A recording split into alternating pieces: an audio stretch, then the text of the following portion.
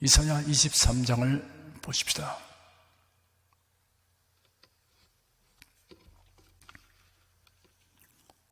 (23장) 1절 한 절을 다 같이 읽겠습니다. 두루에 관한 경고라. 다시스의 선척들아, 너희는 슬피 부르짖을지어다. 두루가 황무하여 집이 없고 들어갈 곳도 없으며 이 소식이 기띔 땅에서부터 그들에게 전파되었음이니라. 하나님께서 이사야 선지자를 통하여 주시는 이방 나라들에 대한 경고성 예언이 바벨론에서 시작하여 블레셋, 모압, 다메섹, 에브라임, 구스, 애굽, 해변 광야, 두마, 아라비아, 이상 골짜기라고 지칭한 예루살렘, 유다까지, 그리고 두로에서 끝났습니다. 바벨론과 두로는 인간 세계의 힘인 권력과 재물을 대표하는 나라입니다. 계시록 18장에는 이 세상 나라의 멸망에 관한 예언에서 바벨론은 세상 나라를 총괄하는 이름으로 사용되고 있습니다. 말세 적그리스도의 제국은 그 강함이 바벨론 같고 그 경제력은 두루와 같을 것입니다. 바벨론은 군사적으로 세상의 중심이었고 항구도시인 두루는 세상의 상업 중심지였습니다. 바벨론은 지상에서 가장 강한 세력의 중심이었고 두루는 해상에서 가장 강한 세력의 중심이었습니다. 바벨론은 철무기를 가지고 나라들을 정복하고 거민을 국외로 추방하여 그 지배권을 확보한 반면 두루는 경제적 방법으로 다른 나라의 재물을 획득하고 식민지를 확보하였습니다. 두루와 시돈을 포함한 페니키아 성읍들은 처음에 6 내지 8개의 독립국을 형성했습니다. 두루의 북쪽에 있는 시돈은 두루보다 훨씬 오래된 도시입니다. 그러나 아수르 시대 두루가 페니키아 국가를 중에서 가장 강한 최고의 지배권을 획득했습니다. 산과 바다로 둘러싸인 두루는 일찍이 바다를 개척하여 지중해를 통한 해상 무역으로 번영하게 되었습니다. 제조업, 상업, 항해, 금속 세공, 유리, 기구 등이 매우 발달하였습니다. 두루와 시돈은 이스라엘에게 점령당한 일이 없었고 이스라엘과는 우호적이었습니다. 그런데 두루 왕 엣바알의 딸이 유다 아합 왕의 아내가 되어 이스라엘을 바알 신숭으로 타락시키는 나쁜 영향을 미쳤습니다. 다시스는 스페인 남쪽에 있는 페니키아 식민지로 대단히 중요한 상업의 중심지였습니다. 다시스를 돌아 고향으로 귀양 중인 두로의 선원들에게 슬픈 소식이 전해집니다. 그것은 두로가 파멸되어 들어갈 항구도 실집도 없어졌다는 것입니다. 이 소식이 들려온 것은 최종 정박지인 기띔 곧 구브로 섬입니다. 지중해에서 세 번째로 큰 섬입니다.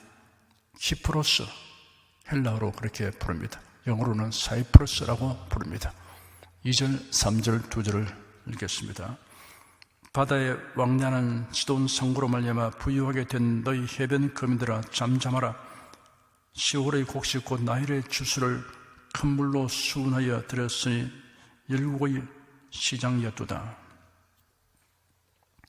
시돈 상고는 페니키아의 상고들을 지칭하는 말입니다. 상고는 상인, 장사꾼을 뜻합니다.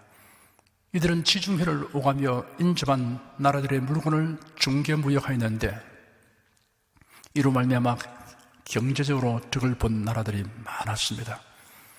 너희 해변 거민들아 잠잠하라 하였습니다. 두로의 멸망 소식은 그들과의 무역을 통해 부유하게 된 지중해 연안의 도시와 나라들이 경악하였습니다. 그러나 이런 사태에 대해서 떠들고 탄식해도 소용없는 일이니 조용히 하라는 뜻입니다. 큰 물은 지중해를 뜻합니다.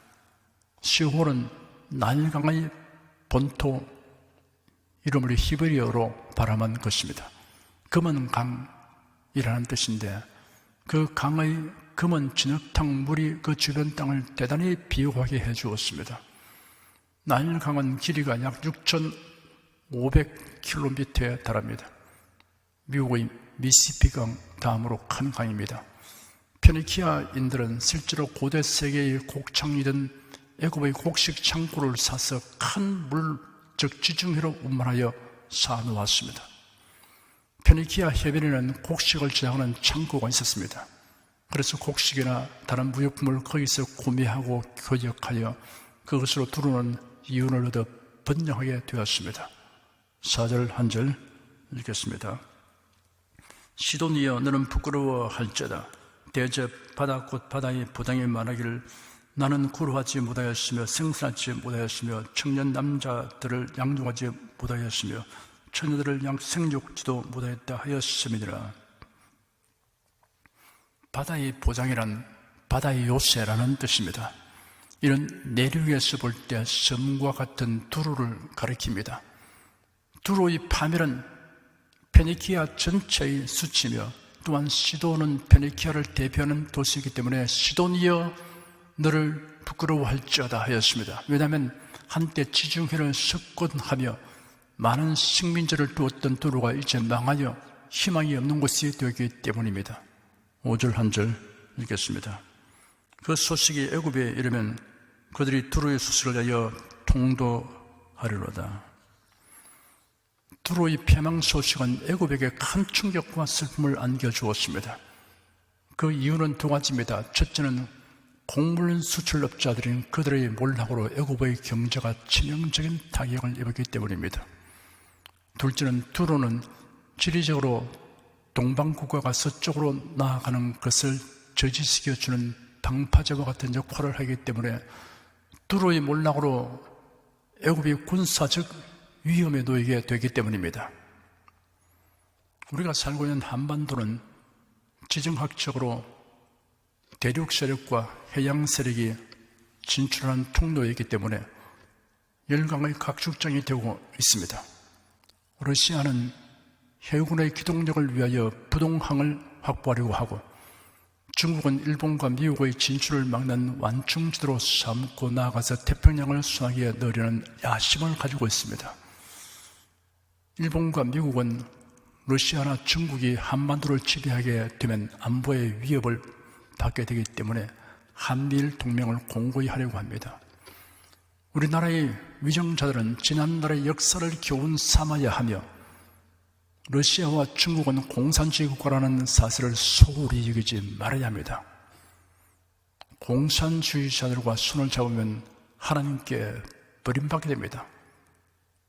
여러분께서 잘 아시다시피 공산주의 뿌리는 무슬론이고 공산주의 뿌리는 인본주의입니다.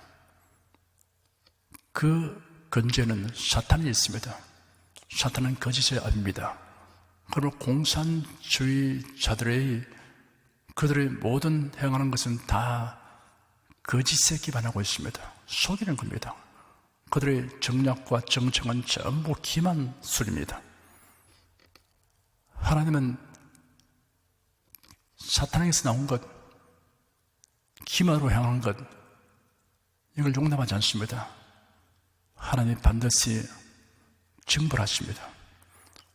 70년이 넘는 세월을 북녘 땅 동포들이 겪고 있는 참담한 삶을 알면서도 정신을 차리지 않는 국민, 더욱이 역사의 씨름부대에서 철저하게 검증된 사실에 눈을 감는 국민은 긍휼을 입지 못합니다. 우리 사회는 거듭나지 못한 사이비 기독교인들이 더 문제입니다. 6절 한 절 읽겠습니다. 너희는 다시스로 건너갈지어다. 해변 금이라 너희는 슬피 부르짖을지어다.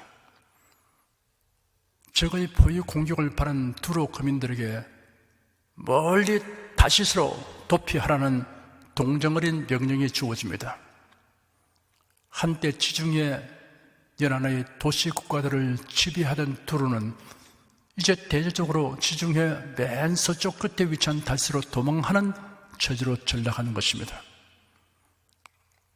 그들의 경제를 두루와 해상 교역에 거의 의존하다시피 해온 해변 거민들도 두루의 몰락으로 자기들에게 미칠 손실을 생각하면서 괴로움에 슬피 부르짖습니다. 7절부터 9절까지 읽겠습니다. 이것이 고대 건설된 너희 희락의 성, 곧 그 백성이 자기 발로 먼 지방까지 가서 유하던 성이냐? 밀용원을 씌우던 자여, 그 상부들은 방백이요, 그 무역자들은 세상의 존귀한 자이던 두루에 대하여 누가 이 일을 정하였느냐? 만군의 여호와의 정하신 것이라. 모든 영광의 교만을 욕되게 하시며 세상의 모든 존귀한 자로 멸시를 받게 하려 하심이니라. 두루와 관련된 세 가지 요인이 이 놀람을 더욱 증폭시킵니다. 첫째, 두루의 유구한 역사입니다. 역사가 헤로도투스는 두루의 도성이 약 2700년의 역사를 가졌다고 기록하고 있습니다. 둘째, 두루의 활력성입니다. 이 활력성은 모험성과 진취성이 충만한 상업적 활동에서 기인된 것이며 두루의 사치와 교만을 반영해 주는 것입니다. 셋째, 두루의 끝없는 개척 정신입니다. 그들은 넘쳐나는 활력으로 먼 데까지 나아가 시장을 개척하는 한편 카르타고, 다시스 등의 식민지를 건설하기에 바빴습니다. 두루에 대하여 누가 이를 정하였느냐라는 질문이 히브리어 원문에는 문장의 앞에 있습니다. 두루처럼 역사성 깊고 활력이 충만하며 개척 정신이 강한 나라가 몰락한 데는 역사의 우연 이상의 더 큰 무엇이 개입되어 있음에 틀림없습니다. 이에 대해 답변하기 전에 선지자는 두루의 몰락에 충격을 더하기 위해 과거 두루가 국제사회에서 점유했던 위치를 상기시킵니다. 그리고는 만군의 여호와가 정하신 것이다 라고 답했습니다.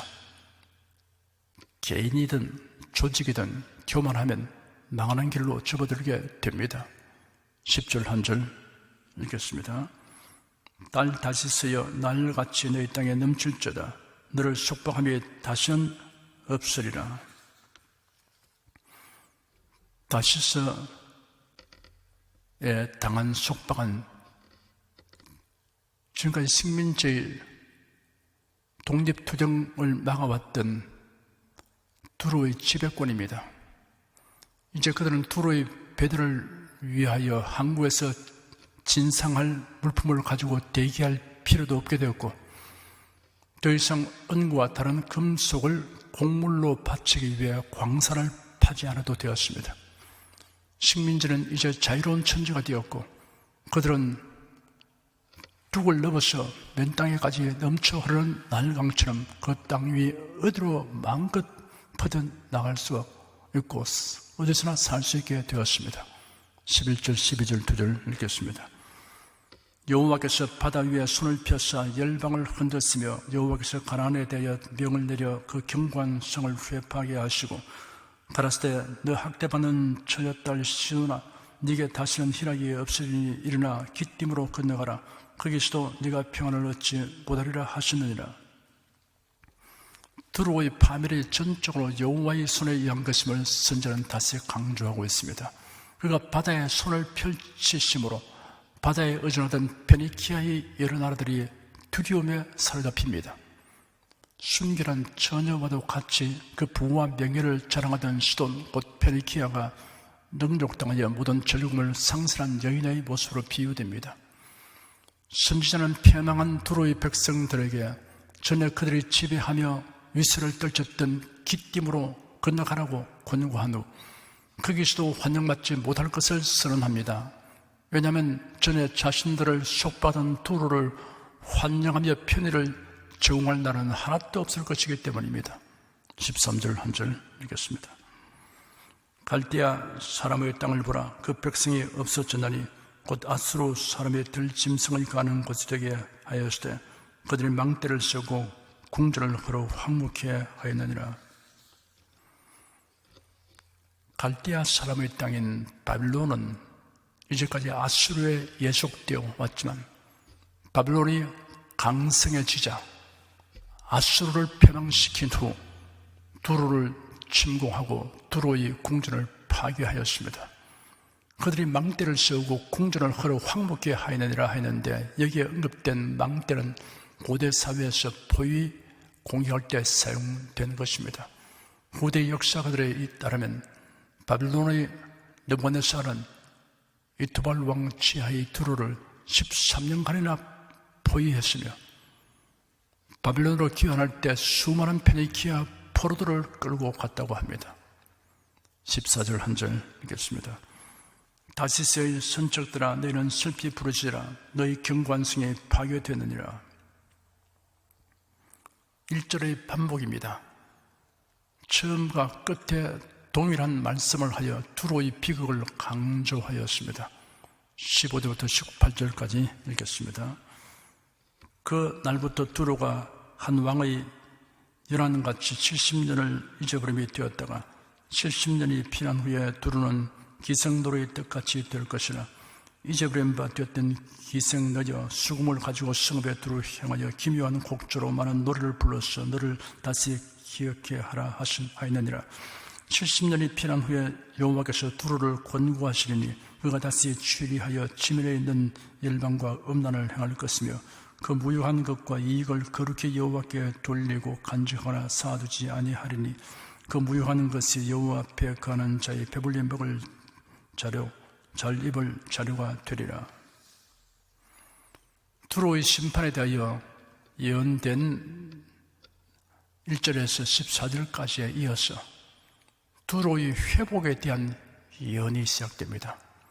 심판에 관계된 예언의 양에 비해 매우 짧게 나타나고 있습니다. 이사야 선지자는 여기서 갈대아 사람의 나라 바빌론의 손에 의해 멸망당한 두로는 그 후 70년 만에 다시 회복되어 이전과 같이 지중해 해상 무역을 통해 큰 이익을 얻게 될 것이라고 예언합니다. 선지자는 두로를 기생에 비유하였습니다. 이런 물건을 사고 파는 상업 활동에 종사하는 두로를 비유적으로 표현한 것에 불과합니다. 근본으로는 상행위 자체는 악하지 않습니다.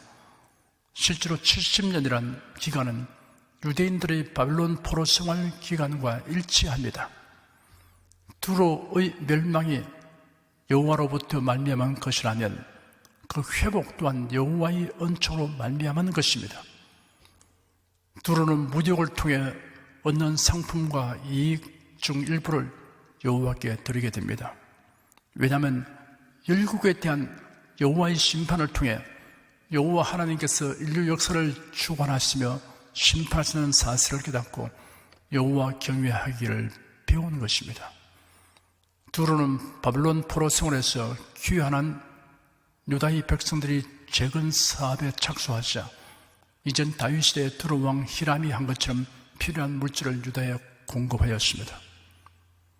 아마도 두로 사람들이 바빌론에 있는 유대인 포로들과 같이 지낼 때 그들에게 여호와 하나님을 예배하는 자리에 참석하고 싶은 마음을 불어넣었을 것입니다. 유대인들이 하나님의 율법을 상고하고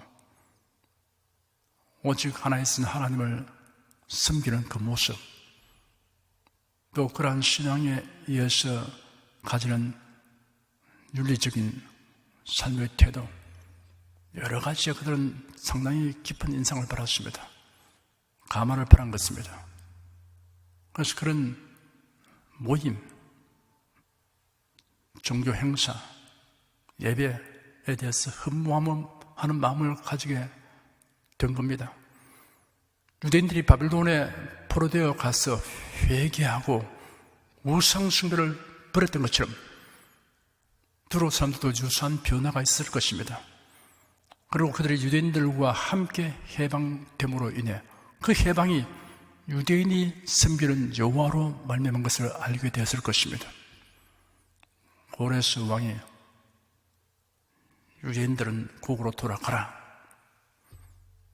그리고 유대인들이 고국에 돌아가서 성전을 재건하고 성을 사는 일에 필요한 자금을 도와주고 여러 가지로 배려했습니다.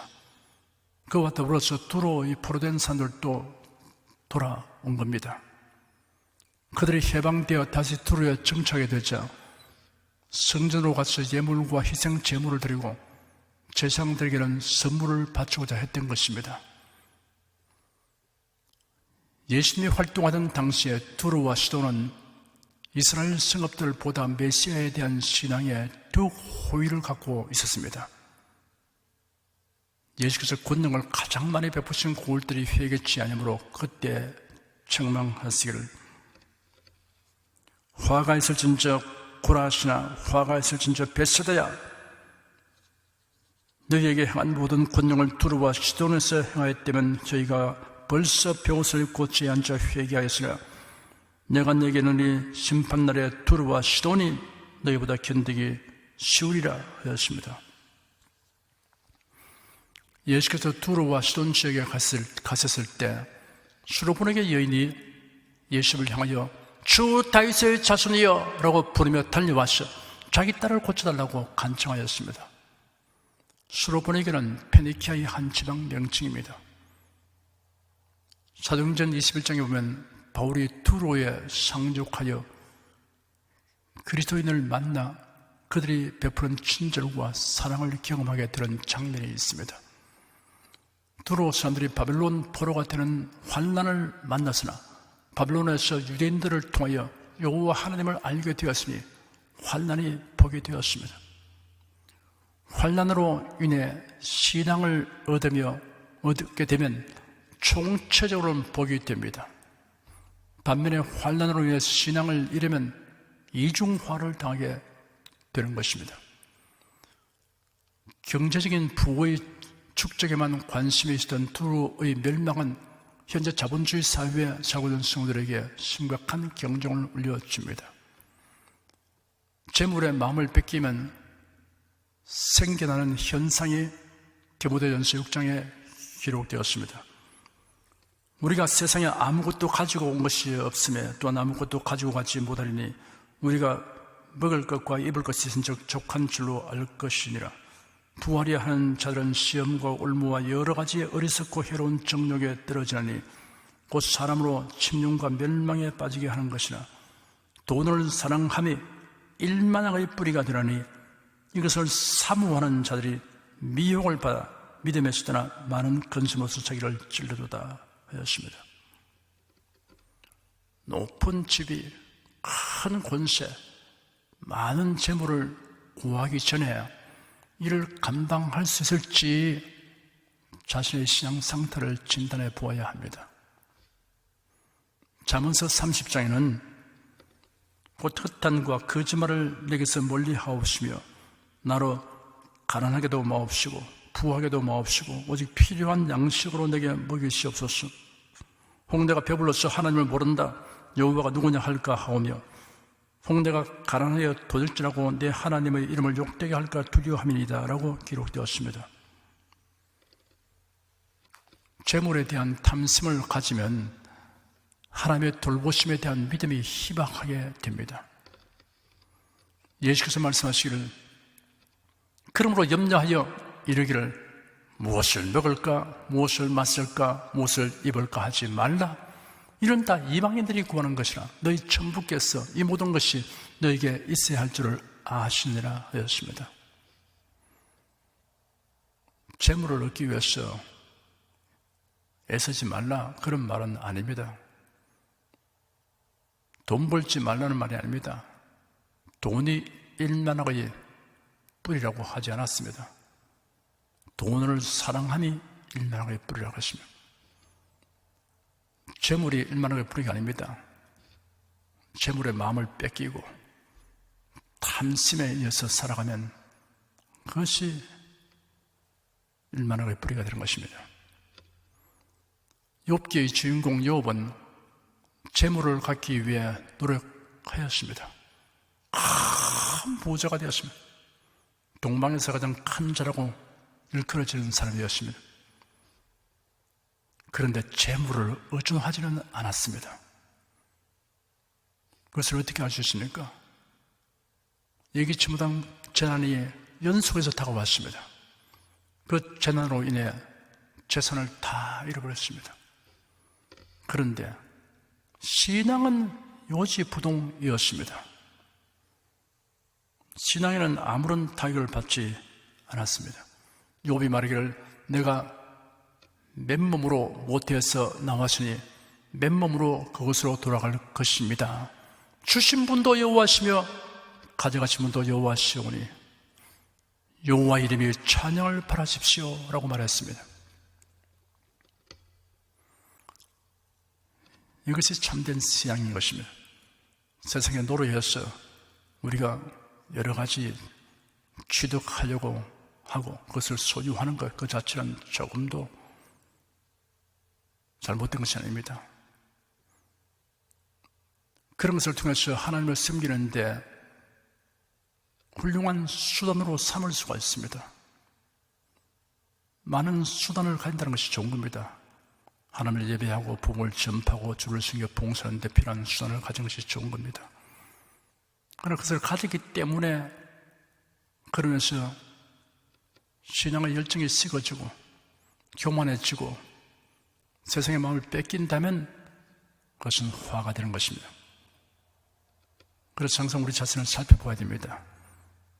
내게 무엇이 주어지더라도 그것 때문에 신앙에 유의하게 되는 일은 없다. 우리가 신앙생활에 더 도움이 된다. 이렇게 돼야 한다는 것입니다. 그게 아주 극적인 그 장면이 바로 욥의 이야기인 것입니다. 욥은 하나님을 경외하는 데 있어서 조금도 요동치 않았습니다. 그리고 결국 그 환난이 다 지나가고 또 갑절의 복을 받게 되는 것입니다. 하나님의 공의와 사랑은 동전의 양면과 같이 불가분의 관계에 있습니다. 하나님의 공의에 의해 나타나는 징계가 인간편에서 볼 때는 매우 가혹하게 보일지 모르지만 그 징계 속에는 회복시키시는 하나님의 사랑이 내재되어 있습니다. 그런데 징계와 회복 사이에 반드시 회개가 있어야 합니다.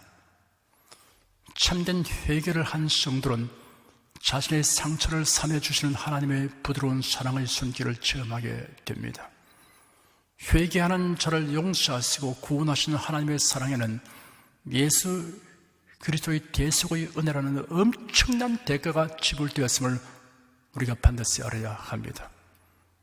회개하면 용서하시고 품어주시고 사매어 주시는 그 은혜가 우리에게 주어지기 위해서 예수님이 우리를 위해서 얼마나 큰 희생을 치료했는가 이것을 여러분 생각해 보야 됩니다. 이 같은 놀라운 희생, 엄청난 희생을 통해서 우리가 하나님의 긍휼을 입고 살게 된 것이며 징계를 받으나 회개하면 품어주시고 또 우리를 치료해 주시고 회복시키시고 새롭게 하시는 그 은총 속에 사는 것입니다. 그래서 예수의 대속의 은혜에 항상 감사하며 그 은혜를 깊이 의존하고 살아가는 세월이 되어야 할 것입니다. 기도하겠습니다.